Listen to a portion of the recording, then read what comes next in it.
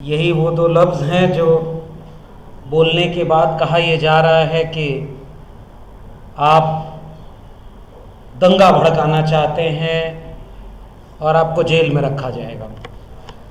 और सामने भगत सिंह की तस्वीर लगी है, मुझे पता नहीं, हालांकि उस वक्त के हुक्मरानों के लिए भी भगत सिंह चुभते थे, जेल में थे। आज होते तो जाने और क्या होता।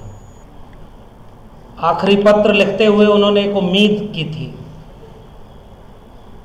कि ये जो शहादत मैं देना चाहता हूँ ये इसलिए कि मेरे लहू का एक एक कतरा इंकलाब लाएगा।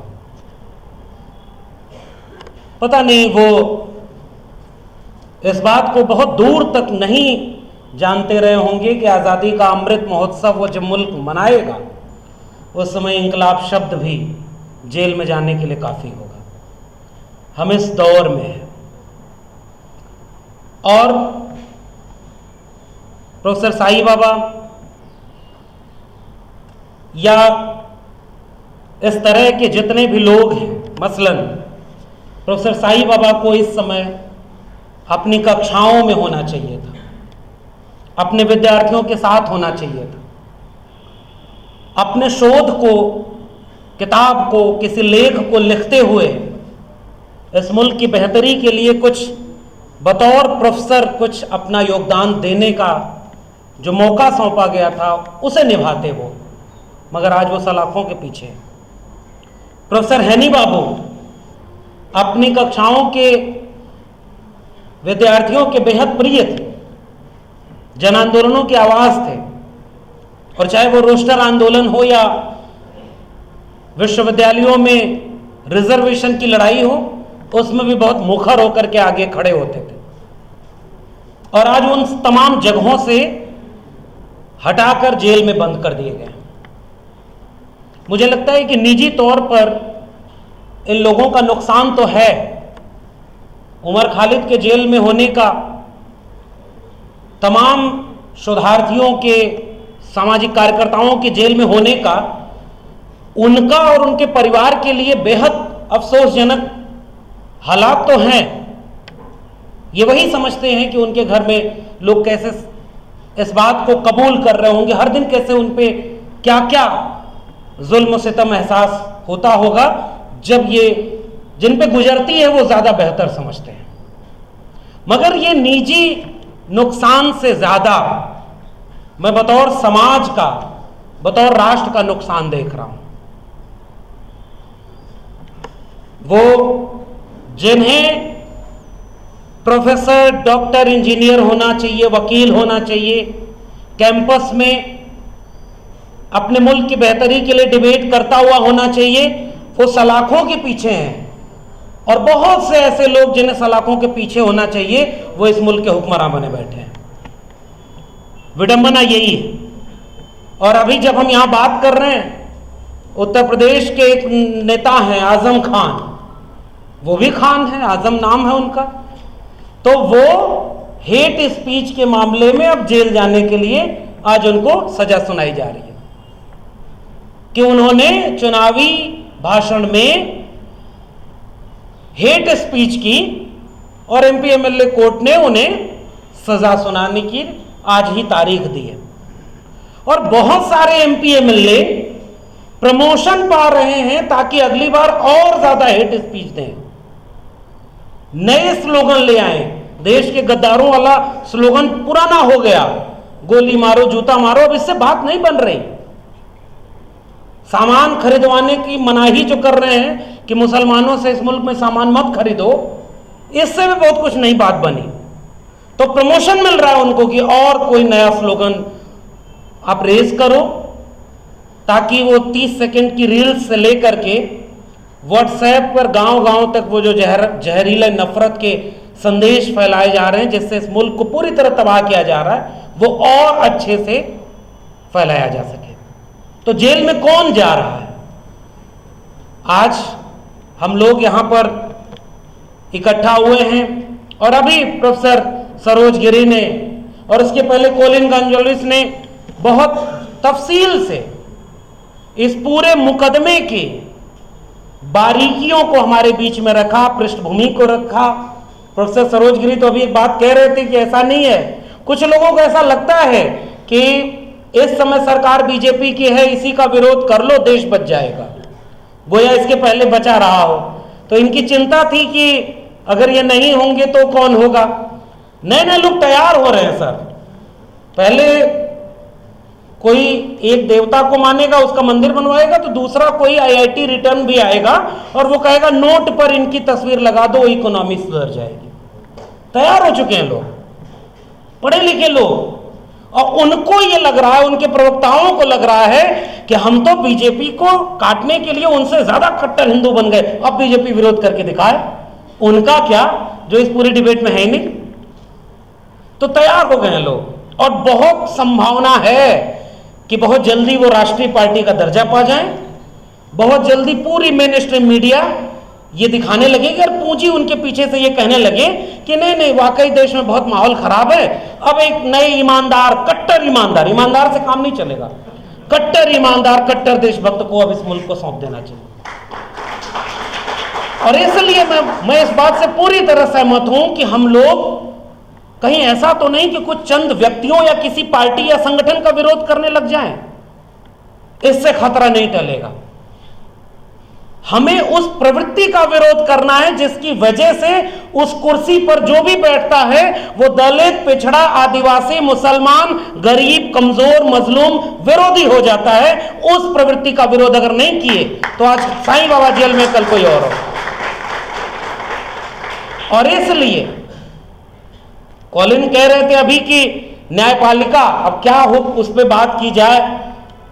बड़े बड़े जज, बड़े बड़े वकील, पता नहीं इसी देश में संभव है कि किसी तड़ी पार के आप वकील हो और फिर कुछ दिन बाद आप चीफ जस्टिस ऑफ इंडिया हो।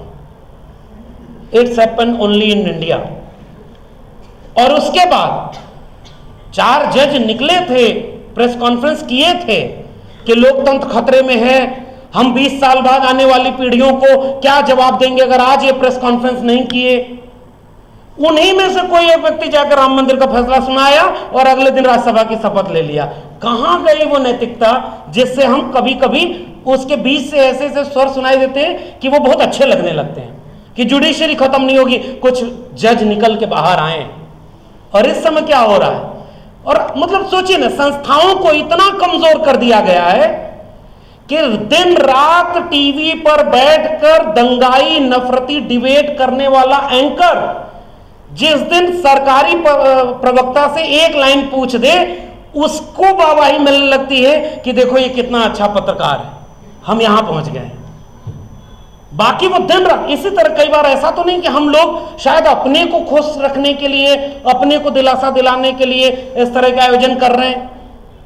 यह आयोजन जरूरी है, मैं जानता हूं कि कितना जोखिम उठाकर लोग ये आयोजन करते हैं, और हम लोग भी जो यहां बैठे हैं, ठीक कहा प्रोफेसर साहब ने कि फाइल तो बनी है, बनी हुई है, उसमें नए पन्ने जुड़ेंगे कि आज की बैठक में क्या क्या बोला गया।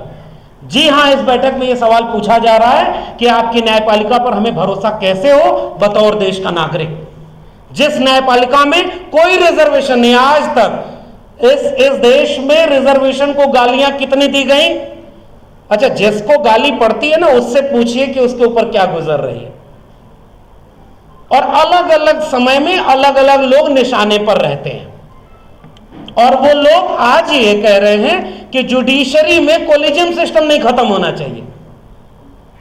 कोलिजियम सिस्टम में कौन है वकील, किसको जज बनाना है, ये सब कुछ तय है, और उसके बाद जो निर्णय आ रहा है वो सीधे सीधे संदेह पैदा कर रहा है। और इसलिए मैं उत्तर प्रदेश से लेकर के या देश के कई हाई कोर्ट से लेकर के सुप्रीम कोर्ट के तमाम न्यायाधीशों के सामने एक सवाल रख रहा हूं। आपके जुडिशरी के लिए तो ये कहा गया कि कोई मुल्जिम छूट जाए वो चलेगा, कोई अपराधी बरी हो जाए वो चलेगा, कोई निरपराध को सजा नहीं मिलनी चाहिए। न्याय का इस्तकबाल बचा रहे, वो मुझे लगता है कि इस समय वो पूरी तरह खो चुका है। ढेर सारे बेगुनाह कैद हैं। अगर इस बात को जो नहीं समझते, उन्हें इस मुल्क की जेलों में जाकर देख लेना चाहिए। कौन जेल में कैद है, हम भले इससे हिम्मत दे रहे हैं अपने को इस आज की बैठक में कि किस किस को कैद करोगे। कोलिन एक बात और कह रहे थे कि कुछ अच्छे जज भी वहां बैठे हैं। भाई इस मुल्क में मेरा मानना है कि 80% लोग अच्छे हैं, मगर वो चुप हैं। वो अच्छे प्रोफेसर बने बैठे, वो अच्छे विद्यार्थी बने बैठे, वो अच्छे परिवार के पिता पुत्र भाई बहन बने बैठे, बहुत अच्छे लोग हैं। मेरे विश्वविद्यालय में बहुत अच्छे लोग हैं, लेकिन उसी विश्वविद्यालय में जब गोबर पर रिसर्च और गौशाला खुल रही है, वो अच्छे लोग कहां खड़े? मेरा यह सवाल है। अगर आप अपने विश्वविद्यालय को नहीं बचा पाए तो आप अच्छे किसके लिए? तो वो जज अच्छे किसके लिए? वो समाज अच्छा किसके लिए? वो सारे खामोश लोग हैं। और होता यही है, मैं फिर से कह रहा हूं, इस तरह के आयोजनों में मैं केवल एक बात कहने आया हूं, हम नहीं बचा पा रहे प्रोफेसर साईं बाबा को, प्रोफेसर हनी बाबू को, अनंत तेलतुबड़े को, उमर खालिद को, मगर हम यहां इसलिए खड़े होते हैं और बार बार मिलते हैं और बार बार ये कार्यक्रम करने की जरूरत है ताकि हम खुद को एक हिम्मत दे सकें कि जब सब खामोश हो रहे हैं, जब मुल्क के हुक्मरान कहते हैं झुको और लोग रेंगने लगे, उस वक्त हम एक दूसरे से हिम्मत लेने आते हैं कि नहीं, सारे लोग रेंग नहीं रहे, कुछ लोग हक हुकूक की बात कर रहे हैं। और जो जेल में हैं, इस बात को, इस मुल्क के निजाम को सामने दिल्ली में खड़े होकर हम ये कहते हैं कि जेल में जिन्हें होना चाहिए वो कुर्सियों पर हैं। और मैं इस बात को ये कहते हुए कि इन सारे लोगों को बरी किया जाना चाहिए। और कोलिन एक बात कह रहे थे, मैं वही सोच रहा हूं, वो तो पढ़े लिखे समझदार वकील हैं, वो कह रहे थे कि बहुत डर लग रहा है।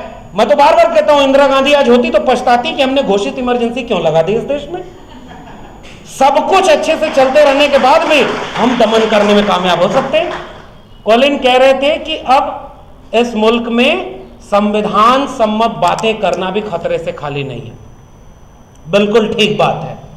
और प्रोफेसर अपूर्वानंद ने जो इस देश के गृह मंत्री और प्रधानमंत्री के बयान का जिक्र किया कि हमें हर तरह के नक्सलियों को खत्म करना है, असल में उनकी मंशा है कि हर सवाल पूछने वाले को खत्म किया जाए, मगर हम ये सवाल पूछते रहेंगे कि हम इनके साथ खड़े हैं।